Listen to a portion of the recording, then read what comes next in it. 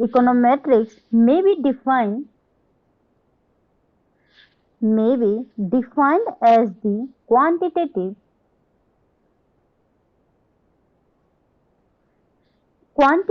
analysis of what? Quantitative analysis of economic phenomena. Economic phenomena based on the concurrent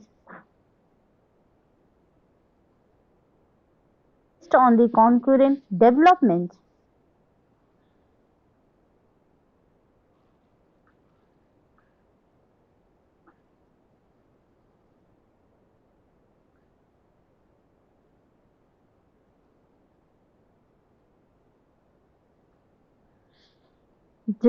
of theory and observation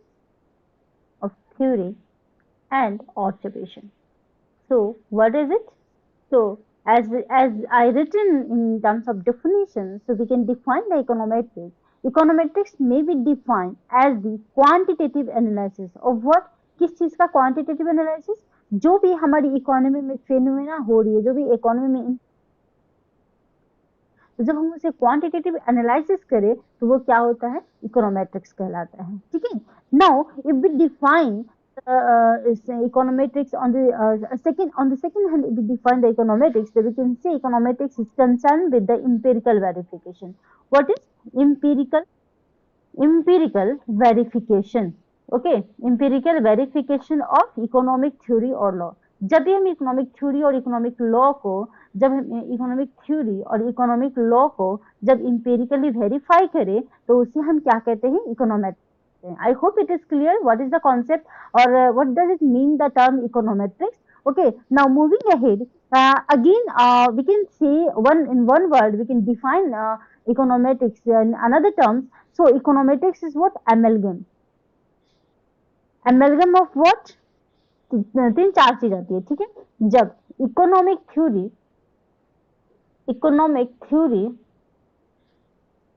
economic mathematics, okay, economic mathematical or we can say economic statistics and mathematical statistics. जब ये सारे term ये amalgamation करे तो उसे हम लोग क्या कह सकते हैं कि ये all about we are talking about econometrics. Okay, like ये एक बॉक्स है, एक सर्कल है, इसमें क्या आता है? मैथमेटिकल इकोनॉमिक्स आता है. ठीक है. ये इसमें क्या आता है? इसमें जो है, इसमें क्या आता है? Just wait, like just wait and let me draw again. मान लीजिए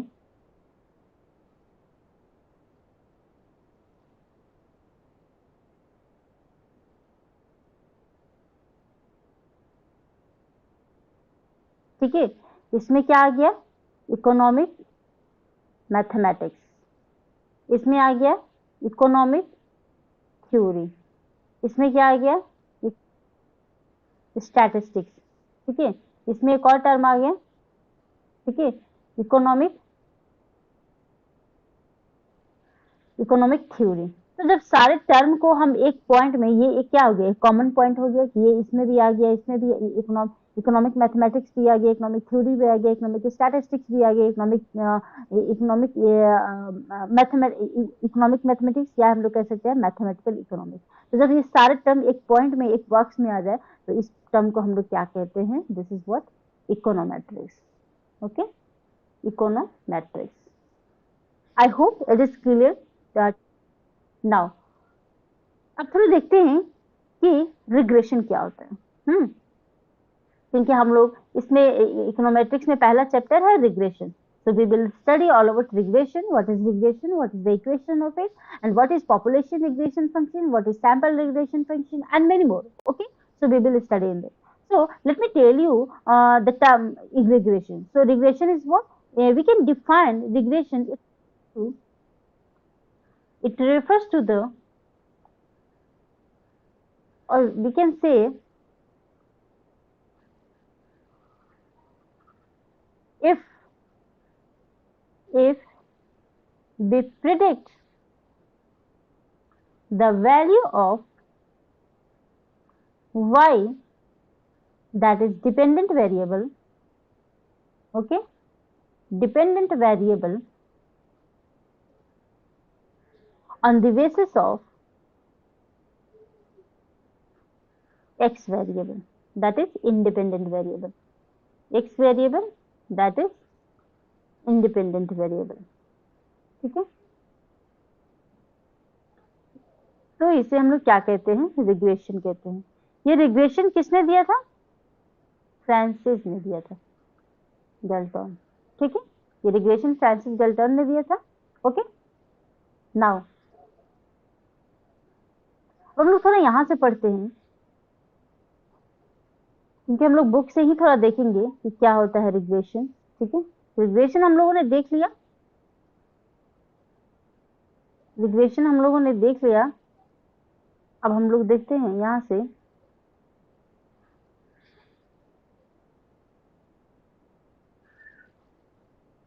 हाँ, तो ये क्या है, ये रिग्रेशन लाइन है, ये क्या है, रिग्रेशन लाइन है, okay. This is what? This is regression line. So what will be the formula or what will be the equation? So just wait, we can write it down like y is equal to beta 0 plus beta 1.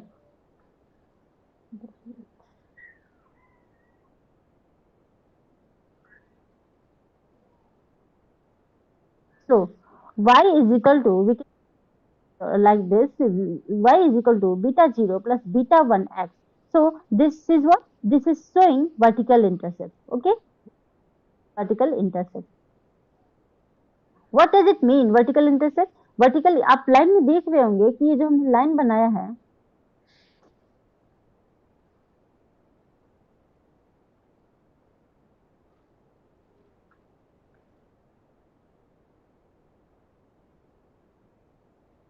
हाँ, ये जो आप line में देख रहे हो, जो हमने लाइन बनाया है, ये क्या है, ये बताता है वर्टिकल इंटरसेप्ट। जैसे कि अगर हम बात करें एक कंजम्पशन की, तो कंजम्पशन का फंक्शन जो लेते हैं, तो वो क्या होता है, c equal to beta 0, suppose c is equal to beta 0 and beta 1 is a function of y, ठीक है। Consumption is a function growth. Consumption क्या है, consumption is a function of income, okay, we can say in this consumption is a function of income।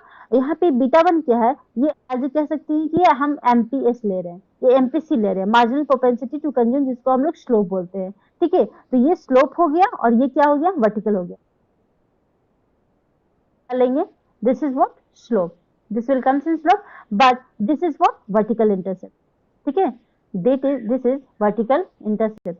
Vertical intercept हमें ये बताता है कि अगर हमारे पास इनकम जीरो हो, इन केस शॉर्ट पीरियड के लिए अगर हमारे पास इनकम जीरो हो, तो हम लोग हमारे क्या होगा, ऑटोनोमस कंजम्पशन होगा। ऑटोनोमस कंजम्पशन ये कि no matter we have income or not, no matter we are earning, our earning is not in short period, still in that case we will consume some portion, okay। तो भले हम लोग बोरो करके या past saving use करके हम लोग consumption को कंजम्पशन करें, ठीक है, पास्ट सेविंग यूज करके या बोरो करके हम लोग कंजम्पशन कर सके करे, तो उसे हम लोग मतलब, तो उस केस में क्या होगा, ऑटोनोमस कंजम्पशन कहलाएगा। ये ऑटोनोमस कंजम्पशन ही हमारा वर्टिकल इंटरसेप्ट होता है, okay. Now so this is price elasticity. One thing I want to tell you that I have told in definition of econometrics, that is जब हम लोग किसी इकोनॉमिक फेनोमेना को जब क्वांटिटेटिव एनालिसिस कहते हैं, ठीक है, क्वांटिटेटिव एनालिसिस करते हैं, तो वो उसे हम लोग क्या कहते हैं कि हम लोग इकोनोमेट्रिक्स कहते हैं। लेकिन ये इकोनॉमिक फेनोमेना है क्या, अगर हम बोले इकोनॉमिक फेनोमेना, तो बोल दिया मैंने। तो economic phenomena, like example, unemployment, unemployment economy में चल रही है, ठीक है, या इन्फ्लेशन चल रही है, ठीक है, तो हम क्या कहेंगे कि इन्फ्लेशन बढ़ रही है या घट रही है।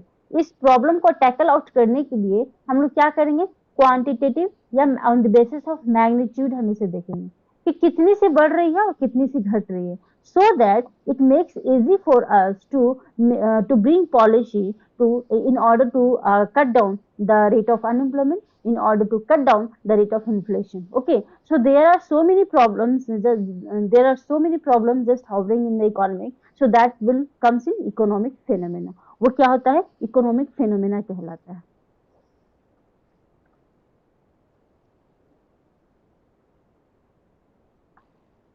Now one thing, that is the term deterministic. Okay, deterministic term आएगा और एक आएगा stochastic term.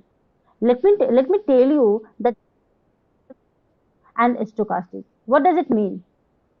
So deterministic, that means we can also say deterministic term, जब deterministic equation, जैसे कि मान लीजिए कि इक्वेशन है y is equal to beta 0 plus x, so this is what, this is deterministic. Why it is deterministic? Because in this equation, deterministic, why it is deterministic? Because in this equation no error और no random error, ठीक है, इसमें कोई random error नहीं है, ये हम लोग इजिली इसे डिटरमाइन कर सकते हैं। इसे हम लोग क्या बोलते हैं, mathematical model, mathematical model we can say. Why it is mathematical model? क्योंकि हमने कहा कि इसमें कोई भी रैंडम एरर नहीं है, कोई भी डिस्टर्बेंस नहीं है, तो हम इजिली प्रिडिक्ट कर सकते हैं, ठीक है। But on the second hand stochastic term, that is also known as stochastic model, we can say stochastic model, or on the other side we can also say what is econometric model. Okay, econometric model. So in this model what happened, suppose take an equation, okay, y is equal to beta 0 plus beta 1 and x plus ye what, you can also according to your convenience, like instead of mu, instead of you like mu, okay, mu, so this is showing random error. So whenever we are going to predict the model, there are some influencers, there are some random errors which affect the dependent variable. Okay, even though we are not in we can say we are not want to take, actually we don't want to take the random error, even though the problem of random error automatically comes in the model. Okay, so therefore this will known as stochastic model, or on the other hand we can also say this term econometric model. Okay, so this will quite difficult to predict this model because having some error in this model. Okay, moving ahead, so this is what a stochastic model, also say econometric models, whereas deterministic model there are no random error, or therefore it is known as mathematical model because it is quite easy to predict.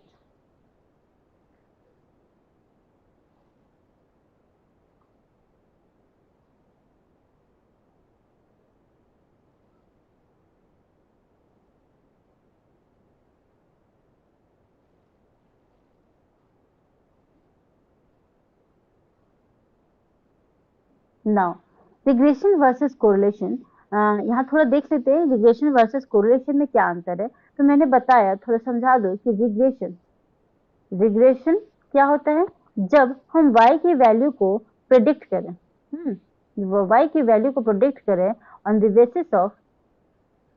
Basis of x value, तो उसे हम लोग क्या कहते हैं, regression.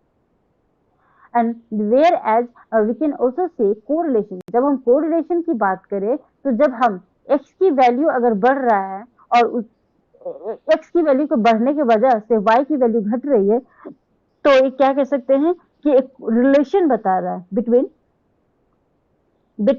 x and, कि अगर x की वैल्यू ऊपर जा रही है तो y की वैल्यू किस डायरेक्शन में जा रही है। So it does not tell about magnitude. Okay, So he will closely related to, but conceptually much different from regression analysis is correlation. Okay. So where the primary objective is to measure the strength or degree of linear association between two variables, the correlation coefficient, which we said measures the strength. Okay. So it measures what? Strength. Okay. There's nothing much more to make you understand. Yes, and one more thing, in regression, it is quite easy. It is quite easy to know about variables. To know about variables. That means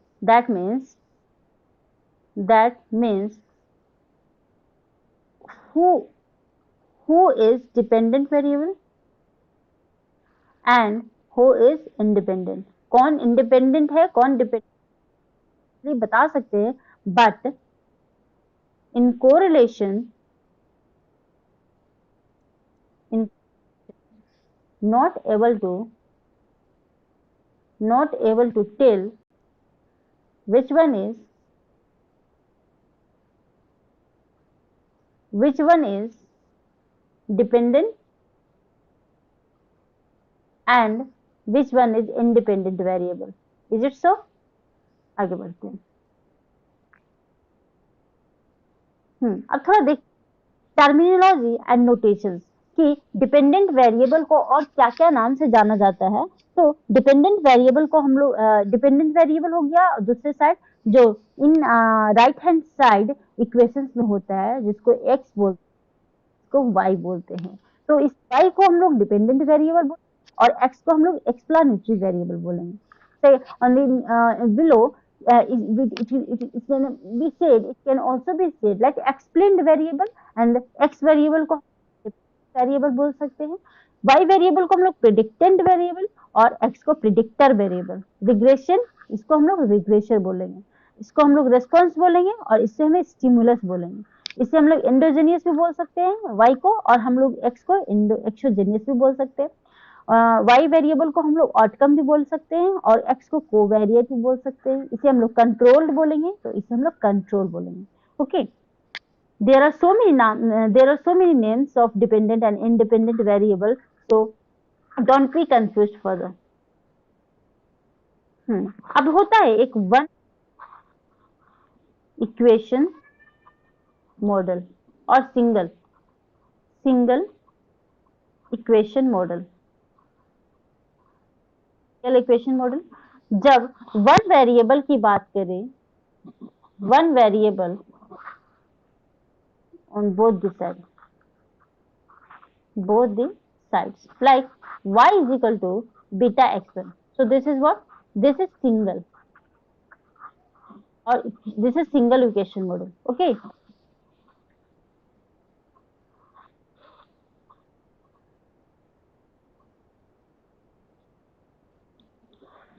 multiple को कब बोलेंगे, या हम लोग कह सकते हैं to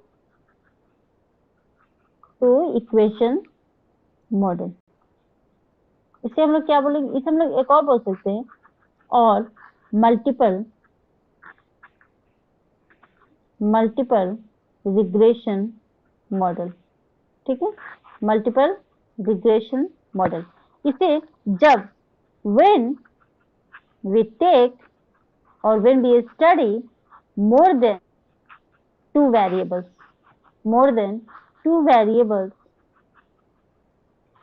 of independent variable, more than two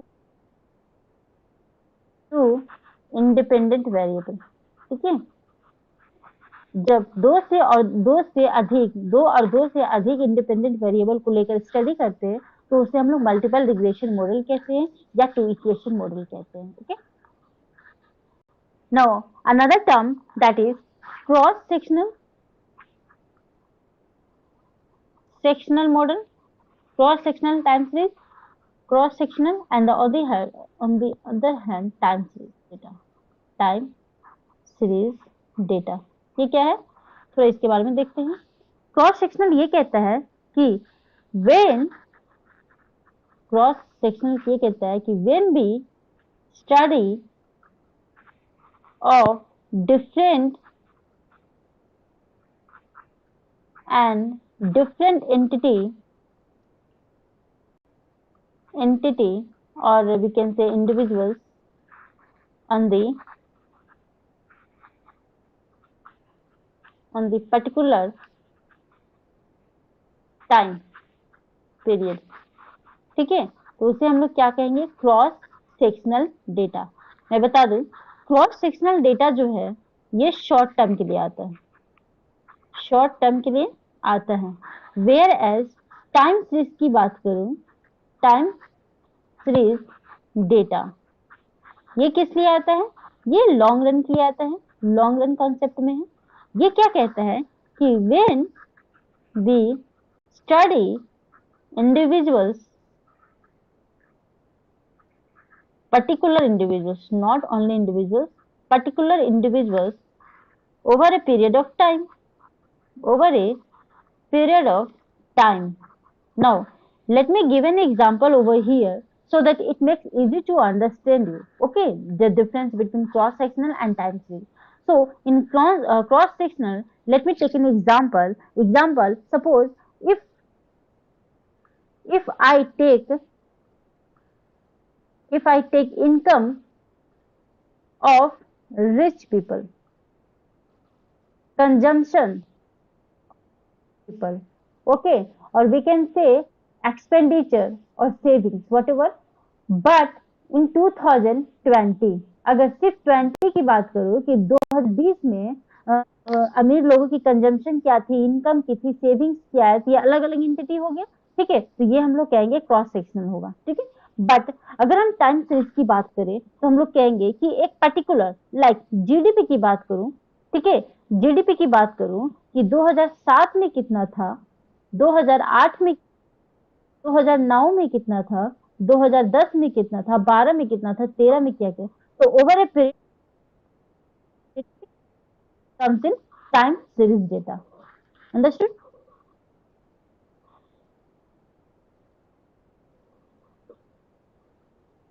Now the another term is stationary. Okay, stationary. If our data which we have taken, if our data is mean and mean constant, okay, and variance constant, जब हमारा किस data, जो भी हमने data लिए है उसका क्या है, मीन कांस्टेंट है। ठीक है, अगर इसका ग्राफ बना है तो ये जो है ऐसे हो जाए। ठीक है, सपोज पहले जो लिया वो स्टेशनरी था, नन डेटा क्या है, ऐसे ऐसे या ऐसे ऐसे या मतलब कैसे भी जा रहा है, अपवर्ड डाउनवर्ड कैसे भी, तो ये नॉन स्टेशनरी है। तो जब हम डेटा को नॉन स्टेशनरी से स्टेशनरी में बनाते हैं, स्टेशनरी कन्वर्ट करते हैं, ठीक है, तो ये क्या है, डेटा जो है मीन मतलब वो कांस्टेंट बन जाता है। ठीक है, तो कांस्टेंट और कांस्टेंट स्टेशनरी, कांस्टेंट डेटा। ठीक है, this is what constant data, this is known as stationary data. ठीक है, इसे हम लोग स्टेशनरी कहेंगे। You can see here, this is what, this is non-stationary data because this is going upward, this is not a mean constant. Okay, average जो है इसका constant नहीं। Here you understand cross section data on one or more variables collected at the same point in time. That is what I told. Okay.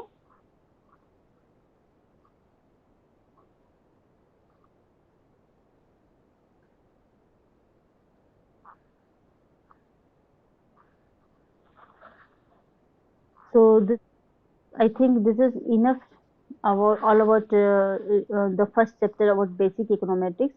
कल से हम लोग थोड़ा regression के बारे में पढ़ेंगे कि कब हम लोग ओएलएस लगाते हैं, ये पीआरएफ क्या होता है, एसआरएफ क्या होता है, पीएफ को ना पढ़कर हम लोग एसआरएफ क्यों पढ़ते हैं, that is simple regression function. Simple regression function क्या नीड पड़ी इसे पढ़ने की, ये सब के बारे में थोड़ा बात करेंगे। Thank you so much.